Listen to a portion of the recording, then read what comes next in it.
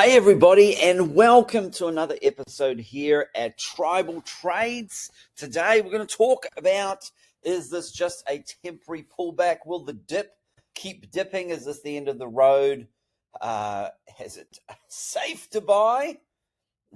And where I'm looking at exiting my trades potentially. Before we do that, smash the like button. This does help this channel out to more people, and of course does help support the channel. And if you're new, welcome.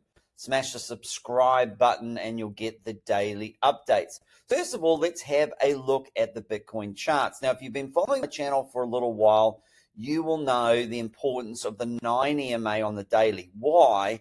Because this has guided this entire move to the upside. This is this dark pink line. This is the 20 EMA on the daily below, and has guided this entire move once it broke through. So you see what happens. First of all, the Tribal Trades indicator fired off a trend reversal. That's how I knew it was time to get back in the Bitcoin trade after having exited a few weeks earlier. I was able to buy it lower.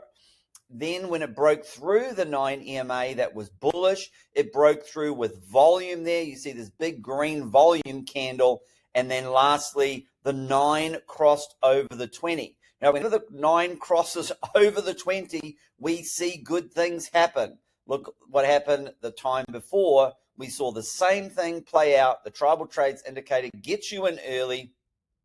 Then it crosses over the 9, and the 9 crosses over the 20. And then the 9 guides everything on the way up. Every touch you have would have been another opportunity to get in the trade. And then to the downside, you see the opposite happen, where it crosses below the 9 crosses below the 20, and you have a big drop to the downside. Let's come back to here and see what we have. First of all, we had the 9 holding the line. And that's sitting right now at about 118,300, about that level. It has been tested heavily.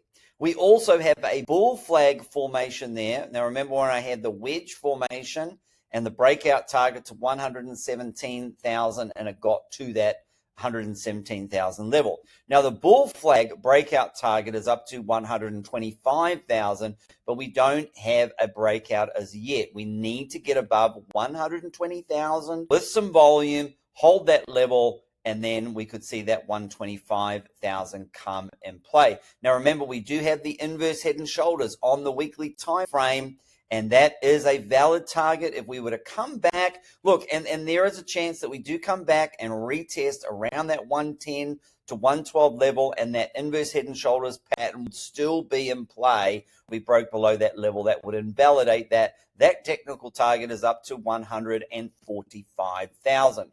Let's just come back to the daily time frame now.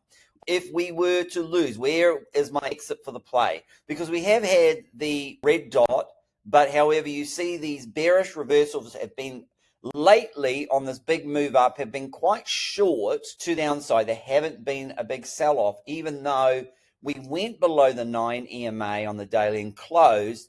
The next candle opened but did not close below the 9 EMA on the daily. So what am I looking for? First of all, I'd want to see a daily close below the 9 EMA. And then secondly, the next candle will open below the 9 EMA, but also close below it. We saw candle close, but then open, and then up it goes. Then I would look at the charts, and there would be a quite possible exit at that point.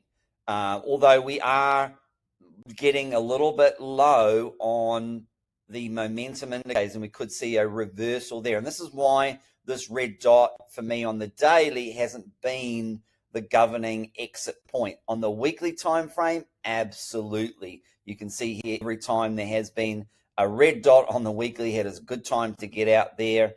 Back in December, another good time to get out there near the end of May, early June. And we had some nice reversal signals, the blue triangles there, giving us those wonderful reversals, and the green dot, you just see it hiding down there, giving us a near perfect entry to the upside. And we haven't seen any kind of a red dot bearish reversal to the downside there for Bitcoin. So let's talk about altcoins. That's what I'm looking for Bitcoin. There's some targets to the upside. There's some targets to the downside, down to about the 110, 112,000 area there. And there's my line in the sand. Now, USDT dominance, we got the green dot, and we're wrestling. We're wrestling as to see whether or not we're going to get a daily close.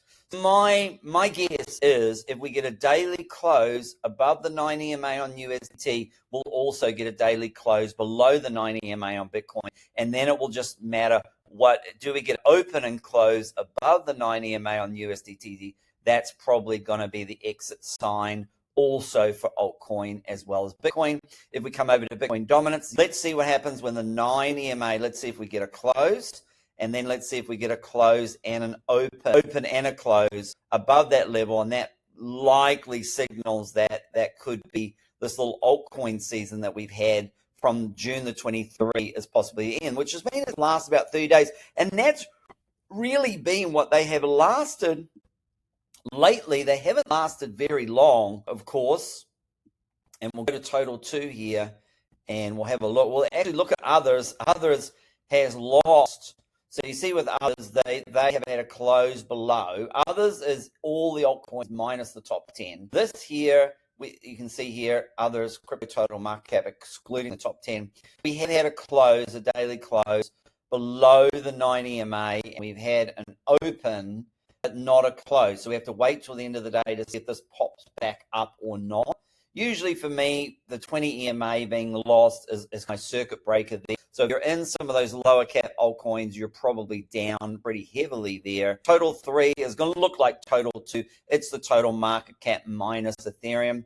And we've got a situation where we're right on the line there. It looks like that held and didn't close, and we could see a daily close below there, and that's all the altcoins minus Ethereum there. Do we have anything on the weekly time frame that might tell us it could be time to exit? Not yet. And total 2 is in a very similar place. We don't have anything yet on the weekly time frame to get us out. However, we do have on the daily time frame, very similar here, just above. We closed just above the 9 EMA on the daily. And again, this has been governing this entire move to the upside. So if you bought your altcoins down here around the 23rd of June, you get added to them as it crossed the 9 EMA, and then the 9 crosses the 20, and this 9 has governed this move all the way up. In fact, you could have just held your altcoins up there, and you never would have even had an issue there because the 9 EMA has governed that entire move to the upside. And in fact, as I've shown many times on this channel, how well the tribal trades indicator works, this would have been the place to get out of altcoins, and then this would have been the place to get in and could have gotten in again. It really is one indicator to rule them all. The question I always get asked is, I don't know when to sell. What if it keeps going? And, I don't know when to buy. What if it keeps dipping? The tribal trades indicator answers those questions. It gives you close to or around the top, and it will get you out close to around the top of the move, and then it will get you in close to or around the bottom. It's not going to get the exact, will really help you get close to the bottom there. Again, you can see how accurately it has gotten those levels there. We don't have anything there at the moment, and that's what I'll be looking for. The same with Bitcoin. I'll be looking for the other altcoins as well that we're looking for, some of the other trades that I'm in. I will be looking for whether the 9 EMA gets held or not, and whether or not on the 9 EMA, whether or not the daily, if there is a close below it. But you can see here for the tens of Tau, that's on the weekly time frame. We don't have any bearish reversal signal at the moment. And if we flip over to the daily time frame here, we can see, although we have the red dot, generally speaking, there hasn't been much of a drop, and it has just come back to the 9 EMA. And so that's why I look at, when you look at, just look at the historical, there you get the tribal trades indicator. It gets through the 9. The 9 crosses the 23 opportunities to get in. And then the 9 has this dark pink line, has been a great guiding support line. Now, it's currently lost that. We were to see a daily close below that level and then open and close below that level, that would be get out. And if we lose the 28, remember we got in all the way back here, and I've taken profits up at these red dots as well. Really, there's three options you have of getting out of these plays. Let's say that you got in with tribal trades, trades family, trade family. Let's say you've gone down here in the low 300s. Options are, when the red dot comes, that can be your place to either take profit or just completely get out of the trade. Okay. Number two option is if it loses or closes below the 9 EMA. Not waiting for it open and close below the 9 EM. Your third stop loss to get out of this trade is if you do get that open and close below the 9 EMA, and then your last stop loss is going to be your 20 EMA on the daily if that gets lost. And of course, you could layer out of this position by, taking a quarter of your position off the table here, a quarter of the position and profit off as it loses the 9 EMA, another quarter if there's an open and close below the 9 EMA, and then get completely out trade there. And you say, well, why not just always take it? You just get out here on the red, because as we've seen before with Bitcoin, sometimes it's just a short little drop before it jumps back up. These will be my levels. I'll keep a check on these levels, and I will dollar cost average out. Just like you dollar cost average in, you could buy a little bit. When you get the green arrow or the green dot or the blue arrow, you can buy a little bit more when it crosses the 9, and then a little bit more when the 9 crosses the 20. You can kind of do the same thing on the way out. And it's up to each person to choose, of course, how they will look to get out. Now, I do want to look at one more thing, which is follow the yellow brick road. Follow the yellow brick road. We're off to see the wizard, the wonderful Wizard of Oz.